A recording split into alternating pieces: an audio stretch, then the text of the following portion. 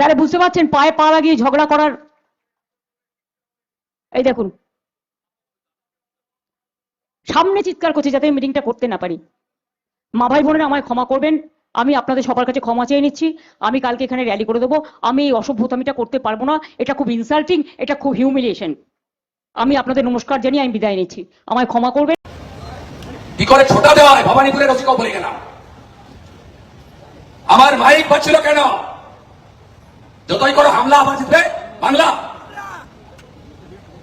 4 তারিখে শুনিয়ে দেবো ভালো করে, ওই মুখ দিয়ে জয় জয় শ্রীরাম বলাবো। গতকাল এ পর্বের নির্বাচনের সব থেকে বড় ঘটনা ঘটল। এমনিতেই আপনারা জানেন যে পশ্চিমবঙ্গে মমতা বন্দ্যোপাধ্যায় বনাম শুভেন্দু অধিকারীর ভবানীপুরের এই লড়াই কার্যত গোটা ভারতবর্ষ তো ছেড়ে দিন, পৃথিবীর যে প্রান্তে যে সমস্ত বাঙালিরা রয়েছে তাদের ফোকাস রয়েছে কিন্তু ভবানীপুরে কি হবে। এমনিতেই নন্দীগ্রামে মমতা বন্দ্যোপাধ্যায়ের মতো হাই ভোল্টেজ নেত্রীকে হারিয়ে দিয়ে শুভেন্দু অধিকারী এই মুহূর্তে পশ্চিমবঙ্গ তথা গোটা বাঙালিদের কাছে একেবারে চর্চার কেন্দ্রবিন্দুতে সেই 2021 সাল থেকে। ঠিক এই রকম যখন একটা পরিস্থিতি, যখন মারমার কাট যখন অবস্থা, এ ওকে তেড়ে যাচ্ছে, ও একে তেড়ে যাচ্ছে, রাজনৈতিকভাবে একেবারে মারাত্মক হুঁশিয়ারি আর হুঙ্কার চলছে, তখন গতকাল সন্ধেবেলায় মমতা বন্দ্যোপাধ্যায় ভবানীপুরের চক্রবেড়িয়াতে যখন ভাষণ দিচ্ছেন হঠাৎ করে বক্তব্য তিনি থামিয়ে দিলেন। সেই বক্তব্যের একটা ছোট্ট অংশ শুনিয়ে আপনাদের সামনে পর্বটা শুরু করলাম, পুরো অংশটা আমি আপনাদের সামনে শোনাবো। মুখ্যমন্ত্রী বক্তব্য শুরু করেছেন, এর মধ্যেই কানে কিছু আওয়াজ এসেছে, তারপরেই তাদের মাইক থেকে চিৎকার করে বলা হচ্ছে যে কেন এরকম হবে, আমরা যখন আগে থেকে এরকম সভা করছি তখন কেন আমাদের কানের কাছে এরকম মাইক আসবে। আমি জানি রাজ্যের মাননীয় মুখ্যমন্ত্রী সৌজন্য দেখিয়ে আজানের সময় তিনি বন্ধ করে দেন, তার বক্তব্য থামিয়ে দেন, আমরা দেখেছি। কিন্তু শুভেন্দু অধিকারীর বক্তব্য বা বিজেপির কাছ থেকে এই মাইকের ধ্বনি কানে পৌঁছানো মাত্রই যে এইভাবে থামিয়ে দেবেন মাননীয় মুখ্যমন্ত্রী বুঝতে পারেনি। আসলে আমি একটা ঘটনা দেখাবো আজকে আপনাদের সামনে। দেখুন গতদিনের এই ঘটনাটা কেন ঘটেছে আমি আপনাদের সামনে বলবো, কিন্তু দেখুন এই রাজ্যে মাননীয় মুখ্যমন্ত্রীর নেতৃত্বে তৃণমূলের যে দাপাদাপি কালচার শুরু হয়েছে, ওই জয় বাংলা বলে আর কি দাপাদাপি কালচার, এই দাপাদাপি কালচারে কিন্তু এটাই প্রত্যেকটি রাজনৈতিক দল, সম্ভবত সিপিএম ছাড়া প্রত্যেকটি রাজনৈতিক দলকে তৃণমূলের এই দাপাদাপির শিকার হতে হয়েছে। যেখানে যে প্রার্থী প্রচারে গিয়েছেন সেই প্রার্থীকে একেবারে অযাচিতভাবে তাদেরকে আটকে দেওয়া হয়েছে। সেটা বহরমপুরে যিনি লড়ছেন অধীর চৌধুরীকে সব থেকে বেশি তিনি ভালো জানেন।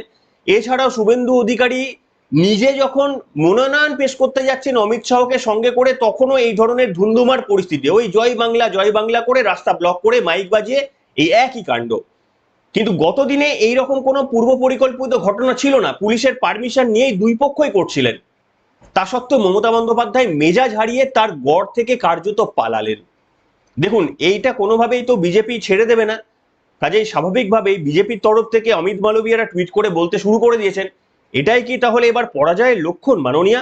জানি না, প্রশ্নের উত্তর খোঁজার চেষ্টা করব আজকের এই পর্বে আপনাদের সামনে। আমি প্রলয় প্রত্যেক দিনের মতোই হাজির হয়েছি নতুন একটি পর্ব নিয়ে, কিন্তু আমার বন্ধুদের, আমার ভাইদের, আমার দাদা এবং আমার বয়স্কদের একটাই নিবেদন, অনেকে দেখছেন, ভালোবাসা দিচ্ছেন, কমেন্ট করছেন, আশীর্বাদ করছেন, সমালোচনা করছেন, দয়া করে সাবস্ক্রাইবার বাটনটা প্রেস করে দেবেন।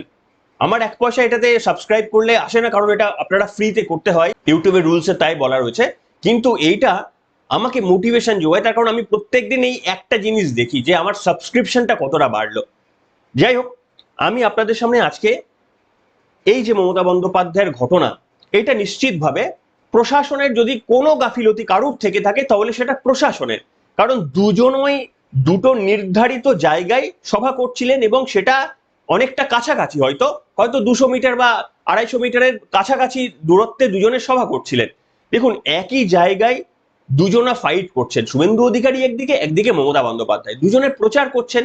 একটু মাইকের আওয়াজ আসলে সেটা মানিয়ে নিয়ে বক্তব্য বলতেই পারতেন মুখ্যমন্ত্রী মমতা বন্দ্যোপাধ্যায়, কিন্তু তিনি সরাসরি ওখান থেকে বক্তব্য থামিয়ে দিয়ে পরিষ্কারভাবে একটু অতটা কিন্তু মেজাজ হারাননি মুখ্যমন্ত্রী।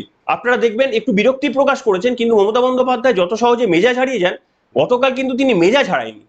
আমি আপনাদের সামনে শোনাবো, একটুখানি হয়তো দীর্ঘ হতে পারে, একটু দেখানোর চেষ্টা করব ঠিক কি হয়েছিল, তারপরে শুভেন্দু অধিকারী কি বলছেন সেটা শোনাবো।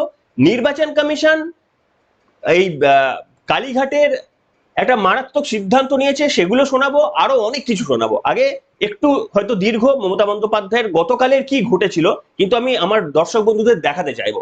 দেখুন। এটা তো হতে পারে না।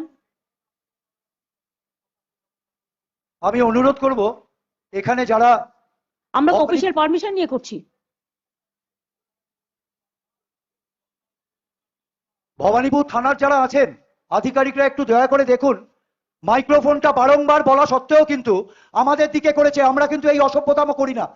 ৭০ নম্বর ওয়ার্ড ভবানীপুর এই অসভ্যতা মানবে না, বাংলায় এই অসভ্যতা চলবে না। একটু দেখছেন দয়া করে দেখুন। সংবাদ মাধ্যমের ভাই বোনেরাও দেখুন, শুনুন।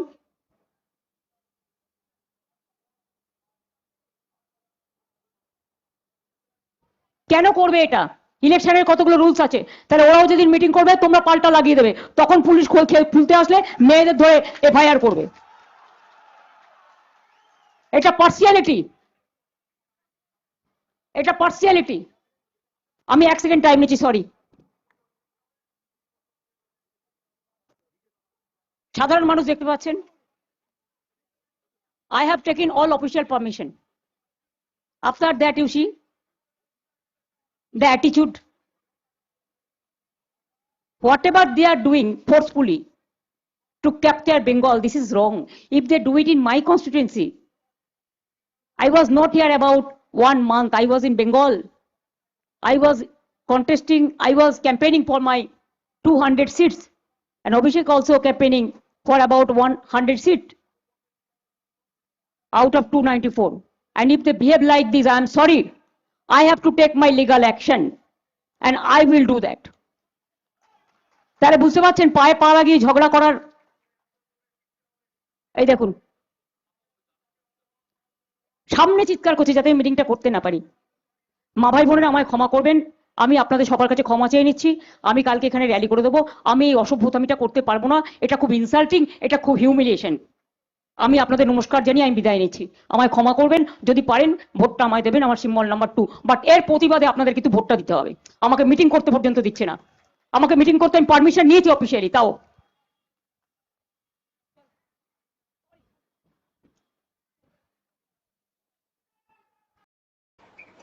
দেখলেন, দেখানোর চেষ্টা করলাম আপনাদের সামনে। এই হচ্ছে রাজ্যের মাননীয় মুখ্যমন্ত্রী ক্ষমা চেয়ে মঞ্চ থেকে নেমে গেলেন। দেখুন, আপনি এত মানুষকে সামনে বসিয়ে রেখেছেন, তাদের দুটো চারটি রাজনৈতিক কথা বলতেই পারতেন। কি আসলো? আমাদের কানে তো প্রত্যেকদিন তৃণমূলের, বিজেপির, সিপিএম এর, কংগ্রেসের সবার বক্তব্য কানে আসছে। সে আমাদের ছেলের পরীক্ষা থাক আর মেয়ের পরীক্ষা থাক, তাই না? তাহলে পশ্চিমবঙ্গের মানুষ যখন সহ্য করতে পারছে, আপনারা একটু সহ্য নয় করেই নিলেন। তো যাই হোক, মমতা বন্দ্যোপাধ্যায় সহ্য করেননি। এইখানে শুভেন্দু অধিকারী কিন্তু তিনি বলছেন যে আমার সভাকে নিয়ে এই ধরনের ঘটনা ঘটেছে, যে আমার সবার মাইক বন্ধ করে দেওয়া বা আমার সবার মাইক নিয়ে শুভেন্দু অধিকারীও কিন্তু তেড়ে ফুড়ে লেগেছিলেন। শুভেন্দু অধিকারীর বক্তব্য আপনাদের সামনে শোনাবো। তবে আপনারা মনে রাখবেন যে শুভেন্দু অধিকারী যখন নমিনেশনের দিন যাচ্ছিলেন তখনও কিন্তু একটা মারাত্মক গন্ডগোল, এবং সেটা ইচ্ছাকৃতভাবে। আজকের ঘটনাটা মানে গতকাল যে ঘটনাটা ঘটেছে সেটা ইচ্ছাকৃত নয়, কিন্তু শুভেন্দু অধিকারী যেদিন নমিনেশনের দিন যাচ্ছিলেন ইচ্ছাকৃতভাবে তার পথ আটকে তৃণমূল কংগ্রেসের কিছু দলীয় কর্মী জয় বাংলা বলে মাইক সামনে রেখে, ওটা ঘোষিত প্রকল্প কিন্তু এটা কোনো মানে পরিকল্পনা ছিল না, সবাই জমায়েত হয়ে জয় বাংলা স্লোগান করে করা হয়েছিল। এরপরে কি ঘটনা ঘটেছিল আপনারা হয়তো জানেন। ইলেকশন কমিশন ডিসি সাউথ থেকে শুরু করে কালীঘাটের ওসি এবং আরো 3-4 জন আধিকারিককে এই ঘটনার পর সরিয়ে দিয়েছিলেন। আর আজকেও যেটা হয়েছে তারপরে কি হবে আমি বলতে পারবো না, কিন্তু আপনাদের সামনে শুভেন্দু অধিকারীর বক্তব্যটা এখানে শুনিয়ে নিই। কি করে ছোটা দেওয়া হয় ভবানীপুরের ওসিকেও বলে গেলাম। আমার মাইক বাজছিল কেন? যতই করে হামলা আবার জিতবে বাংলা। 4 তারিখে শুনিয়ে দেবো ভালো করে, ওই মুখ দিয়ে জয় জয় শ্রীরাম বলাবো। আমি বলে গেলাম, আমি যদি সনাতনের বাচ্চা হয়ে থাকি এদের মুখ দিয়ে চৌরাস্তায় দাঁড় করিয়ে জয় শ্রীরাম বলাবো। একদম ভদ্র থাকবেন, কাল সকাল থেকে আবার দেখা হবে। 27 তারিখ বিকালে মহামিছিল হাজরা থেকে এক্সাইড, মমতা ব্যানার্জির পরাজয়ের শোভাযাত্রা হবে। শুনলেন শুভেন্দু অধিকারী বক্তব্য শোনালাম। তিনি কিন্তু একেবারেই চার্জড আপ। তিনি মঞ্চ ছেড়ে নেমে চলে যাননি, মুখোমুখি কার্যত আবারও এক দ্বৈরথে মমতা বন্দ্যোপাধ্যায় পালিয়ে গেলেন। এই বার্তাটা শুভ বার্তা নয়। দেখুন, মমতা বন্দ্যোপাধ্যায় যদি কৃষ্টি এবং সংস্কৃতিটা যদি এমনভাবে তৈরি করে রাখতেন যে পশ্চিমবঙ্গে এমনই কালচার, তাহলে আমরা মেনে নিতে পারতাম। কিন্তু আমি আপনাদের সামনে ঠিক এই জায়গায় দেখাবো, একটা ভিডিও দেখাবো। আমি আপনাদের সামনে বললাম যে প্রার্থী যেখানে গেছেন, বেশিরভাগ প্রার্থীদেরই ওই জয় বাংলার সামনে আপনাদের তাদেরকে মুখোমুখি হতেই হয়েছে। আমি একটা ভিডিও আপনাদের সামনে দেখাচ্ছি, আমার হাতে এই মুহূর্তে খুঁজে পেলাম সেটা। অগ্নিমিত্রা পল আসানসোলে বাড়ি বাড়ি গিয়ে প্রচার করছেন, এবং সেখানে গিয়ে দেখুন ওই গুটিকতক ছেলে তৃণমূলের পতাকা নিয়ে, আপনি কি করেছেন, আপনি কেন ভোট চাইতেন, আপনাকে দেখা যায়নি, আপনি কি ভোট চাইতে পারেন বলে জয় বাংলা করে আবারও সে শুরু করে দিয়েছেন। এই নোংরা রাজনীতি মমতা বন্দ্যোপাধ্যায় পারতেন সৌজন্যের রাজনীতিতে পরিবর্তন করতে, তিনি সেগুলো করেননি। সেই কারণে দেখুন আজকে এমন একটা দিন আসলো তাকেও মঞ্চ ছেড়ে পালাতে হলো। আমি দেখাবো একটা জাস্ট স্যাম্পল ভিডিও, এরকম হাজার হাজার ভিডিও রয়েছে, দেখুন।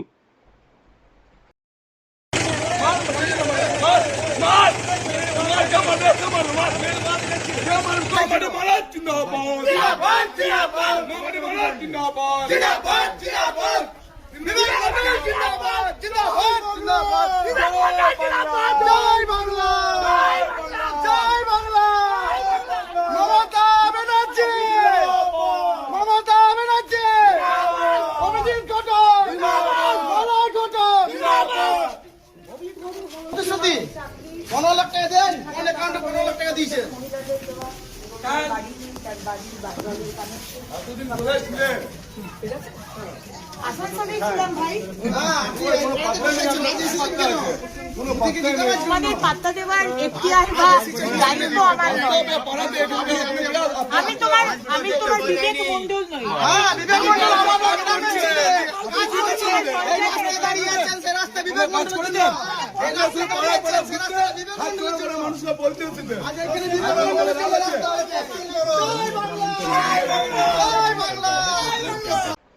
দেখলেন অগ্নিমিত্রা পল তিনি প্রচার করছেন, অধীর চৌধুরীরা প্রচার করছেন, এদিকে বিজেপির সমস্ত প্রার্থী, একমাত্র আমি দেখলাম ছাড় দেওয়া হয়েছে সিপিএম কে দেখবেন যে কেউ কিছু কোথাও করেনি।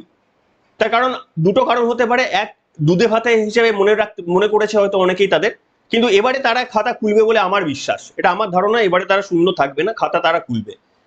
অন্যদিকে কিন্তু মানে সেটা অল্প হলেও, একটা হলেও দুটো হলেও খাতা তারা খুলবে বলে বিশ্বাস, এবং সেই খাতা খোলার তাদের মেন যে ক্রেডিবিলিটি সেটা হচ্ছে মুসলিম ভোট কিছুটা যদি সিপিএম এর কাছে যাবে বলে অল্প হলেও যাবে, সেই জায়গা থেকে আমার মনে হচ্ছে যে তাদের খাতা খোলার একটা দুটো সিট হলেও হতে পারে।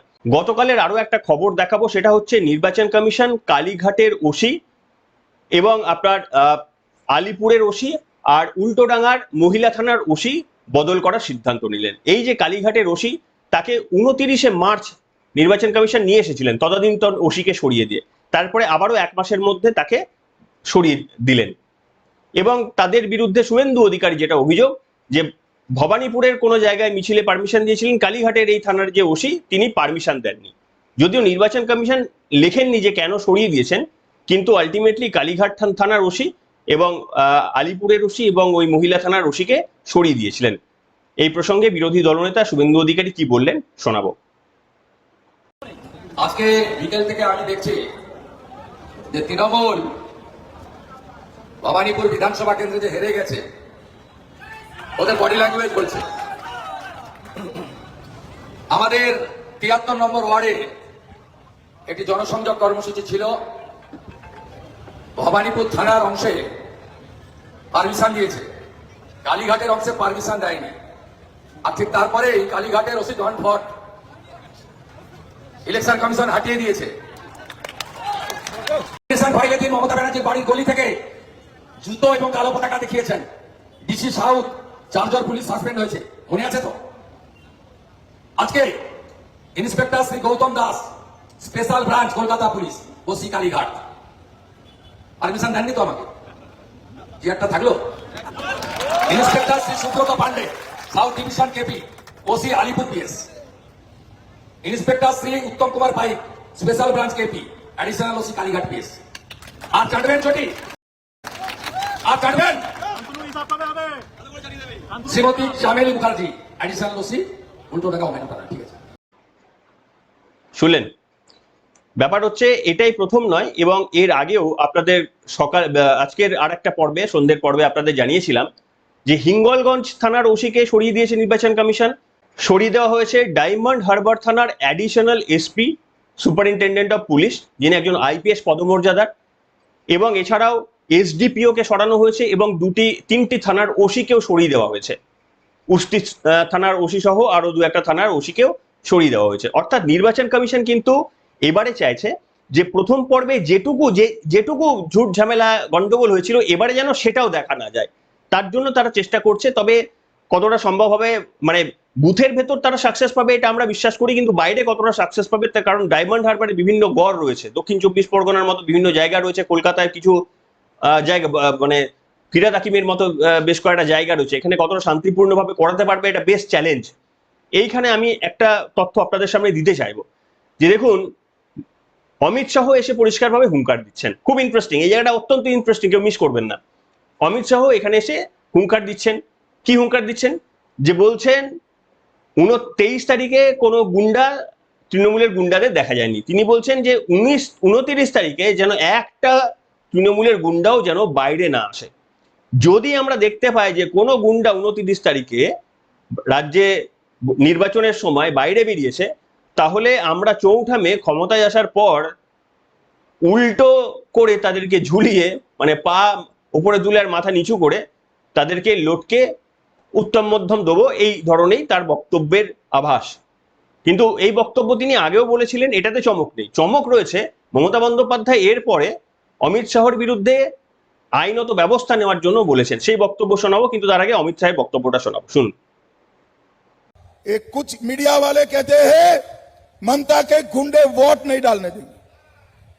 पहले चरण में एक भी गुंडा बाहर नहीं आया, और मैं आज भी ममता के गुंडों को चेता कर जाता हूं, 29 तारीख को घर के बाहर मत निकलना भैया।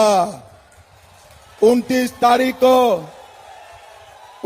तारीख को घर के बाहर निकले तो 4 तारीख को उल्टा लटका कर सीधा कर देंगे। শুনলেন, এবার আপনারা বলুন যে অমিত শাহের এই বক্তব্য আইন বিরোধী নাকি আইন মেনে? অমিত শাহ কোনো সাধারণ মানুষকে উল্টো করে ঝোলাবেন এই কথা বলেছেন কি? অমিত শাহ বলেছেন গুন্ডাদের। এবার গুন্ডাদের অমিত শাহের ক্ষমতা নেই এটা ঠিক, যে উল্টো করে ঝুলিয়ে মারবেন নাকি সোজা করে ঝুলিয়ে মারবেন সেটা অমিত শাহ কিছু করতে পারেন না। এটা তো রাজনৈতিক বক্তব্য, যা করবে আইনের আওতায় এসে তাকে করতে হবে। কিন্তু হ্যাঁ, যদি প্রশাসন করা হয় তাহলে পুলিশ কিন্তু কখনো কখনো এই ধরনের অত্যাচারও করে, যদিও সেটা কাম্য কখনোই নয়, সে যত বড় ক্রিমিনাল হোক সেটা কাম্য নয়। কিন্তু প্রশ্ন হচ্ছে, অমিত শাহের এই বক্তব্য শোনার পর রাজ্যের মাননীয় মুখ্যমন্ত্রী একটু নার্ভাস তাকে লেগেছে। আসলে জানি না এই বক্তব্য শুনে যে সমস্ত গুন্ডা বাহিনীরা, সেটা তো শুধুমাত্র তৃণমূল কংগ্রেসের দলেই থাকে একমাত্র তা তো নয়, এই গুন্ডা বাহিনী সমস্ত রাজনৈতিক দলের থাকে, এটা চিরচরিত রীতি এবং রেওয়াজ। তো এই বক্তব্য শোনার পর যাতে গুন্ডারা ভয় পেয়ে না যায় সেই জন্য তো সবাই চেষ্টা করবেন, জানি না এই কারণেই কিনা রাজ্যের মাননীয় মুখ্যমন্ত্রী তিনি বলছেন যে এখানে যারা আইনজীবীরা রয়েছেন তারা একটু দেখো তো এই বিষয়ে অমিত শাহের বিরুদ্ধে কোনো আইনগত ব্যবস্থা নেওয়া যায় নাকি। দেশের স্বরাষ্ট্রমন্ত্রীর বিরুদ্ধে আইনগত ব্যবস্থা নেবে, তাও আবার মমতা বন্দ্যোপাধ্যায়ের মঞ্চের উপরে নয়, নিচে যারা বসে আছেন তারা? আমার তো মনে হয় না। শুনুন মমতা বন্দ্যোপাধ্যায় কি বলেছেন। জিজ্ঞেস করুন আপনি কি করে দাঁড়িয়ে মিটিংয়ে বলছেন যে ঝুলিয়ে দেওয়া হবে পা ওপরে আর মাথা নিচে। আপনি হিংসার কথা বলছেন, সন্ত্রাসের কথা বলছেন, কিন্তু আমি জানি কোনো ব্যবস্থা এদের বিরুদ্ধে কেউ নেবে না। কিন্তু লয়ার যারা এখানে আছেন তাদের বলবো, ভিডিও আমার কাছে আছে, আমি দেবাঞ্জনকে দিয়েছি, কেস করবেন। এটা ইটস এ ক্রাইম, এ কথা হোম মিনিস্টার বলতে পারে না। আমি যেমন বলতে পারি না, অন্যরাও বলতে পারে না। আইন সবার জন্য এক। শুনলেন, দেশের স্বরাষ্ট্র মন্ত্রীর মতো হাই ভোল্টেজ, তারপরে আবার এরকম অ্যাগ্রেসিভ একজন নেতা, তার বিরুদ্ধে আইনত ব্যবস্থা নিয়ে তাকে বিপদে ফেলার ক্ষমতা কতজনের আছে বলতে পারবো না। তবে অমিত শাহ যদি উল্টো করে মাথা নিচু করে পা উপর দিকে ঝুলিয়ে মানে এই যে বক্তব্য বলেছেন, এটা যদি শাস্তিযোগ্য অপরাধ হয়ে থাকে, তাহলে ওই খিলের ঝাড়ু দিয়ে ঝাঁট দিতে দিতে একদম রাস্তা পরিষ্কার করতে করতে চলে যাওয়া, এটাও গণতন্ত্রের মানে কোন আমাদের সংবিধানের কোন ধারা আর কোন উপধারায় লেখা রয়েছে যে এইটা হচ্ছে শান্তির বার্তা? এটাও তো ভেবে দেখতে হবে, তাই না? এটাও তো ভেবে দেখা দরকার। কারণ এবারে নির্বাচন কমিশন করা ছিল বলে হাতা খুন্তি হ্যান ত্যান বলেননি, তাও মমতা বন্দ্যোপাধ্যায় কিছু কিছু বক্তব্যে এতটাই উত্তেজিত হয়ে গিয়েছিলেন, এই খিলের ঝাড়ু ফাড়ু ছেড়ে দিয়েছিলেন। তিনি বলেছিলেন হাতের কাছে যা পারবে নিয়ে বেরোবে। এই বক্তব্য শুনিয়েছিলাম আপনাদের সামনে, এই বক্তব্য মুখ্যমন্ত্রী বলেছেন। তাহলে আমার বক্তব্য হচ্ছে অমিত শাহের এই সমস্ত বক্তব্যগুলো নিশ্চিতভাবে আপনি বলতেই পারেন ধিক্কারযোগ্য, কিন্তু আজকে পশ্চিমবঙ্গের পরিস্থিতি এই ধরনের না হলে অন্য কোথাও তো তামিলনাড়ুতে গিয়ে বলতে হচ্ছে না অমিত শাহকে। অমিত শাহ তো তামিলনাড়ুতে দেশের অন্য কোনো রাজ্যে প্রচারে যাচ্ছেন। এই যে বুঝতে পেরেছেন যে পশ্চিমবঙ্গের প্রথম দফার যখন নির্বাচন হলো, ওই এক দফাতে তামিলনাড়ুর সব নির্বাচন হয়ে গেল। কোনো ঘটনা বুঝতে পেরেছেন, টের পেয়েছেন, টিভিতে দেখতে পেয়েছেন, একটা অশান্তির কথা দেখতে পেয়েছেন? অর্থ গোটা ভারতবর্ষ দেখতে পেয়ে গেছে মমতা বন্দ্যোপাধ্যায়ের রাজত্বে গোটা পশ্চিমবঙ্গে এক দফার নির্বাচনে কি পরিস্থিতি হয়েছে। সকাল থেকে সন্ধ্যে পর্যন্ত মানে সেই হিন্দি সিনেমা তো দেখছি পুলিশ এরকম ভাবে রিভলভার নিয়ে ভয় দেখাচ্ছেন, মানে পরিস্থিতি এমন। একেবারে বলিউড সিনেমা মানে কিংবা এখন ওটিটি গুলো পুরো কপি করতে পারে এই থেকে, মানে এগুলোকে ডাইরেক্টলি ওটিটি হিসাবে চালিয়ে দিলেও দারুণ ভিউ হবে। কারণ এগুলো স্ক্রিপ্ট লেখার দরকার নেই, এগুলো ন্যাচারাল স্ক্রিপ্টেড। এই হচ্ছে পরিস্থিতি। এই পরিস্থিতির ওপর এই যে সেকেন্ড দফার যে নির্বাচনটা হতে চলেছে, এইটা কিন্তু অত্যন্ত গুরুত্বপূর্ণ। তার কারণ প্রথম দফার 93% ভোট পড়ার পর আমি আপনাদের সামনে বলছি, চেষ্টা করব গতকাল কিংবা আগামী পরশুর মধ্যে একটা তথ্য আনার। আমার হিসাব বলছে যে এবারে দ্বিতীয় দফার নির্বাচনে প্রথমবারের থেকেও বেশি ভোট কিংবা ওর সমতুল্য তো ভোট পড়বে, কিংবা ওর থেকেও বেশি ভোট পড়ার সম্ভাবনায় উজ্জ্বল হচ্ছে। কেন উজ্জ্বল হচ্ছে কোনো মুখের কথা নয়, আপনাদের সামনে তথ্য দেখিয়ে পরিসংখ্যান দেখিয়ে সেই তথ্য তুলে ধরবো। আমি কিন্তু সেই তথ্য বার করার কাজটা ইতিমধ্যেই শুরু করে দিয়েছি, আপনাদের সামনে নিয়ে আসার প্রতীক্ষায়। শুধুমাত্র আপনাদের সমর্থন প্রয়োজন, যেভাবে আকুণ্ঠ ভালোবাসায় ঘুরিয়ে দিচ্ছেন, এই একমাত্র এনকারেজমেন্টটা খুব প্রয়োজন। তার কারণ পাশে আপনারাই রয়েছেন প্রথম দিন থেকে। আপনাদের এই কমেন্টগুলো যখন খবর রিলিজ করার পর 1 ঘন্টা 2 ঘন্টা পর থেকে আপনাদের কমেন্টগুলো আসতে থাকে, যখন পড়ি, যখন দেখি সাবস্ক্রিপশনের মানে সাবস্ক্রাইবের সংখ্যাটা এক পা করে বাড়ছে, তখন একটু ভালো লাগে। দেখুন, আমাকে পৌঁছাতে হবে 1 মিলিয়ন সাবস্ক্রাইবারে। 1 মিলিয়ন সাবস্ক্রাইবার মানে সাবস্ক্রাইবারের সঙ্গে টাকার কোনো সম্পর্ক নেই, আপনি যে কোনো গুগল করে দেখে নিতে পারেন, ঠিক আছে? সাবস্ক্রিপশন হলে টাকার কোনো সম্পর্ক নেই, কিন্তু ওটা একটা মাইলস্টোন। তার মানে এত লোক অন্তত আমাকে কোনো না কোনো দিন শুনেছে। আমার লক্ষ্য হচ্ছে ওই 1 মিলিয়নে পৌঁছানো। তার কারণ অনেক ইউটিউবার, আমার সমসাময়িক ইউটিউবার বা আমার আগে যারা তৈরি করেছেন, তারা ইতিমধ্যেই ওটা ক্রস করে গেছেন। তো আমার ওটা নেক্সট মাইলস্টোন, কিন্তু আমি করতে পারি আপনাদের সমর্থনে। তাই কোনো ফেক নিউজ আমার চ্যানেল থেকে ইচ্ছাকৃতভাবে আজ পর্যন্ত আপনারা যারা দীর্ঘদিন ধরে দেখছেন, কখনো আমরা ফেক নিউজের কভার করি না। অনেক তথ্য আসে। এই কিছু 2-1 দিন আগে অনুব্রত মণ্ডলের একটা ভিডিও পেয়ে গেলাম, যেখানে তিনি বলছেন যে এবারে তৃণমূল এবার মানে 130টা, আমি আগে বলেছিলাম তৃণমূল পাবে, এখন বলছি 15টা 20টাও পাবে না। তো এই বক্তব্যটা কিন্তু আমি শোনাইনি আপনাদের সামনে, কারণ আমি পরে দেখেছি এই বক্তব্যটা এমনভাবে বলেছেন তিনি, মনে হচ্ছে যে তৃণমূল পাবে না, কিন্তু আসলে বক্তব্যটা একটু অন্য ছিল। তো সেই জন্য আমি শোনাইনি। এটা শোনালে হয়তো ভিউ পেয়ে যেতাম, এটা শোনালে হয়তো আমার যা ভিউ আসে তার থেকে আরেকটু বেশি ভিউ হয়ে যেত আমার। কিন্তু আমি ওই চক্করে পড়ি না। আমি চেষ্টা করি আপনাদের সামনে শুধুমাত্র অথেন্টিক খবরগুলো তুলে ধরতে। হ্যাঁ, সেটা করতে গিয়ে কি কখনো ভুলচুক হয় না? যখন ভুলচুক হয় তখন সেগুলো শুধরে নি পরের ভিডিওতে, কিংবা সেই ভিডিওতে শুধরে নি, ডিলিট করে হোক বা এডিট করে হোক। আপনাদের সমর্থন, আপনাদের গাইডেন্স, আপনাদের আশীর্বাদ সবকিছু আমার কিন্তু প্রয়োজন এখনকার মতো এখানে।